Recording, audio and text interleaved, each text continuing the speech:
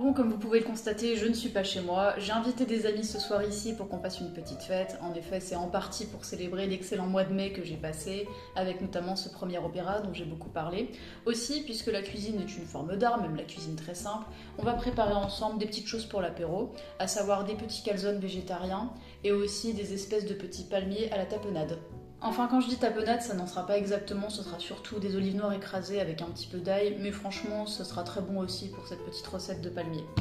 On va commencer par les mini calzones, alors je l'ai pas dit, mais ils seront à la tomate et au brocoli, donc très simple. J'aurais pu aussi rajouter de la mozza, ça aurait été très bon, mais déjà ces ingrédients-là, ça fera quelque chose de vraiment pas mal.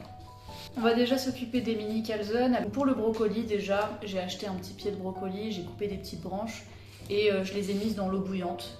Et puis j'ai essayé après d'écraser un petit peu le brocoli, là il est dans une passoire et il n'y aura plus qu'à l'étaler, mais avant on va mettre la tomate. Et bien évidemment, avant toute chose, il nous faut une pâte, donc j'ai choisi une pâte à pizza, ça ira très bien pour faire des mini calzones.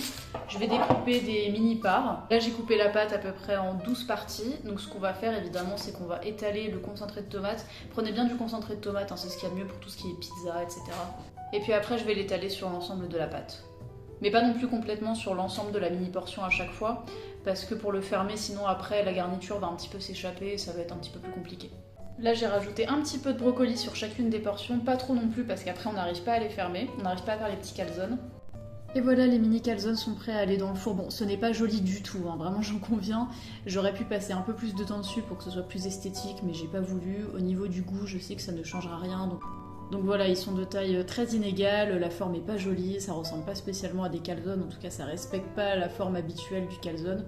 Pour autant, au niveau du goût, ça changera rien. Le but c'était de faire surtout des petites bouchées avec une pâte à pizza. J'appelle ça quand même des calzones malgré tout.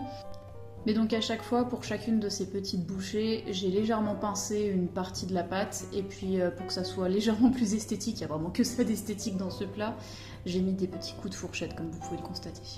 On dirait un mélange entre des gros raviolis, je crois que ravioli c'est masculin, et des coquillages échoués, hein. Vraiment c'est pas beau du tout, mais ça sera bon. J'ai déjà testé la recette et c'est bon. Voici le résultat final pour les mini calzones, et ben j'en ai goûté un et ils sont vraiment bons même si l'esthétique n'est pas présente.